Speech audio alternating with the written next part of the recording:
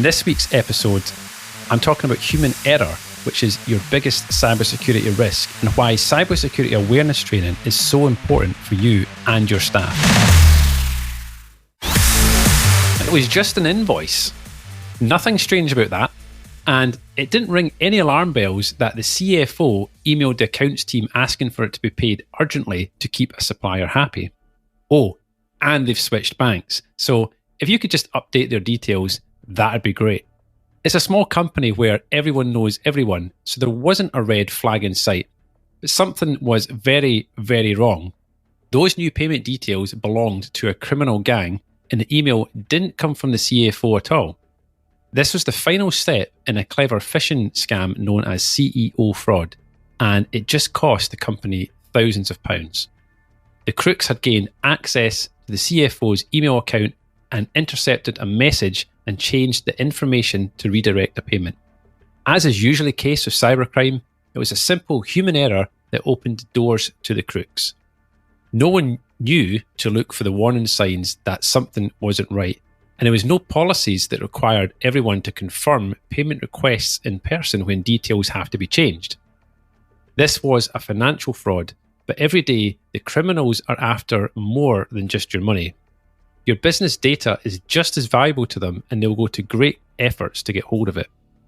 Small and medium-sized businesses are the most likely targets for all kinds of cyber attack, not just phishing scams like this one. That's because cybercriminals know that these companies are likely to have weaker cybersecurity measures in place and will spend less time training their people. The crooks know that your people are the weakest link in your cybersecurity chain, not because they do anything malicious, but because they're only human. Without training, they simply don't know the risks to look out for or what they can do to keep your business safe. And that's why good cybersecurity awareness training for everyone in your business is vital. What I've just read to you there is included in this month's free guide. And this is all about how to protect the biggest risk to your cybersecurity, which of course is your people. And that includes you if you're a business owner. Now, this guide includes a few different sections that you can look into to help protect your business. I'm going to give you a bit of an insight into some of those just now, as well as tell you how to get your hands on this. So the first thing that we're going to advise you to do is to find your baseline. I've talked about this before, about establishing a cybersecurity baseline so you know kind of where you're starting from. So we need to kind of understand what your people's current awareness levels are, okay, and where you're exposed to security threats. So this is an important part of the process and might open your eyes to some surprisingly risky behavior.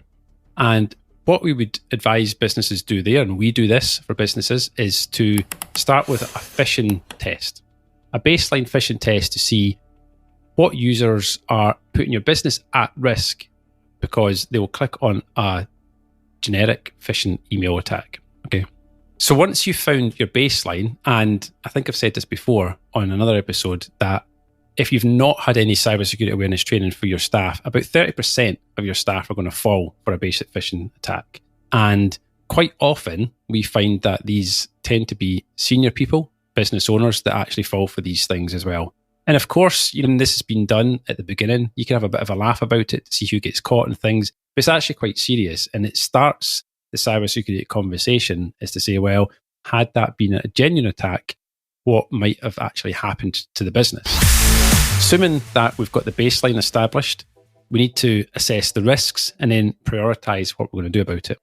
So when you've taken the time to observe and understand the current security behaviours of your people, we need to look at the most pressing risks that you face. We need to risk assess your current systems. So we're looking at your network and all your digital assets, looking at who has access to what information and why, in the form of a full risk and vulnerability assessment for your business. And this is quite a comprehensive piece of work, which is going to give you a good overview of what your cyber posture looked like at the moment. And then we need to reassess. So if you're dealing with sensitive data of any kind, you should always take the opportunity to look at wider policies alongside training plans. So for example, zero trust security policy may be appropriate for you. And this means that you only give access to information to people who need it, and everyone else is locked out. These assessments will help you to create a training program which is tailored to the right people, pitched at the right level according to their roles and responsibilities in the business. For example, someone working in a warehouse fulfillment team may have access to private customer address information, and that requires different security awareness to someone in HR with access to sensitive staff records. Then you need to create your training plan.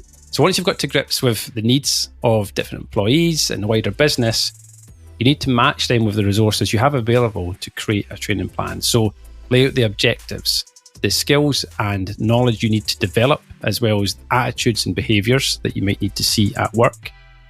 And then you can run these sessions either in-house or online. Some businesses quite like to do in-person training, where they bring someone in, an IT cybersecurity expert, to spend some time with their team to educate them on current cyber risks and threats and what they can do to help protect the business against these things. And you can combine this with online training, so phishing simulation training, which I mentioned earlier, where you can fish train, and repeat the process. So sending out regular phishing simulation emails, and any users that get caught or they click the links in these emails then get enrolled in some online training to help educate them and make them more resilient to actual real phishing attempts.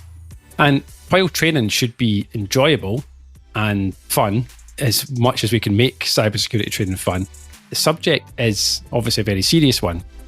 We always need to reinforce the fact that the consequences of data falling into criminals' hands can be disastrous for a business. And that's why once everyone is trained, there should be clear repercussions for anyone who doesn't put that training into practice.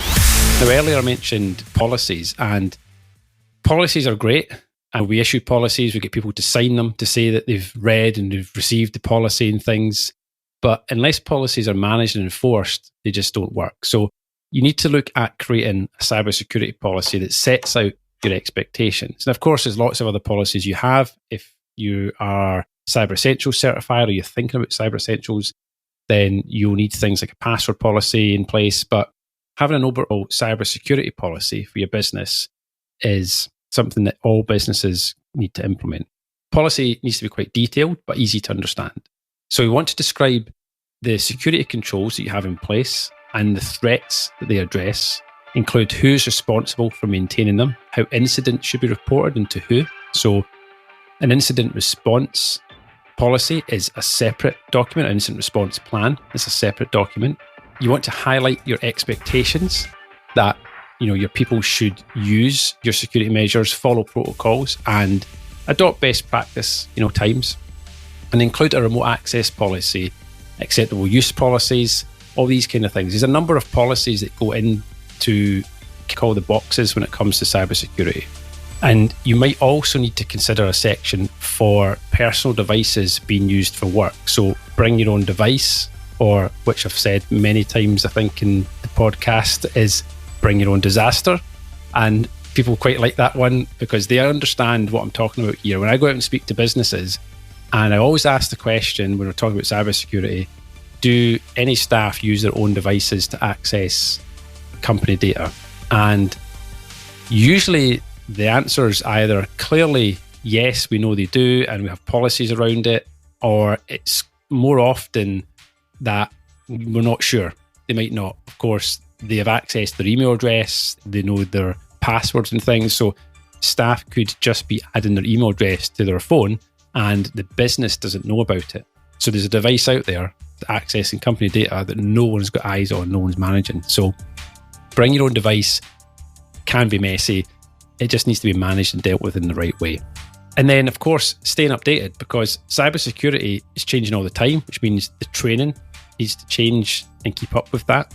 So it's not a set and forget thing. New scams, new security issues arrive all the time. So keeping your people aware of the things they need to be looking out for is crucial. So you might want to think about things like quarterly or 6 monthly refresher sessions for everyone. And that includes the entire business, from apprentices to your C-suite to directors, business owners. Everyone needs to be aware of these things. Business owners can't just say, well, as long as my staff are aware, that's fine.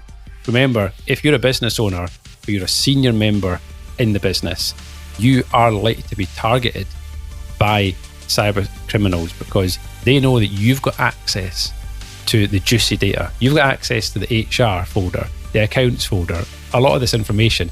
And especially if you have a finance team, people who are accessing the company bank account are really hot targets for all of this stuff. And of course, in between this, you can sign up for cybersecurity news. You know, it's worthwhile, even if you're not in the industry, is signing up for some free online cybersecurity news bulletins where you can get emails just to see what's going on. You get an email to say, hey, there was this thing picked up by Microsoft yesterday, or there was this cyber attack, just keeping your ear to the ground so that you can be aware of new data breaches, new threats and things that are going on. So I hope what I've shared with you is helping, and there's a lot more of this in this month's free guide, which you can download. The link will be in the show notes. It's free. You don't have to enter any information to get it. It'll be a free PDF that you can download, and you'll be able to dive deeper into some of the information that I've shared in this episode.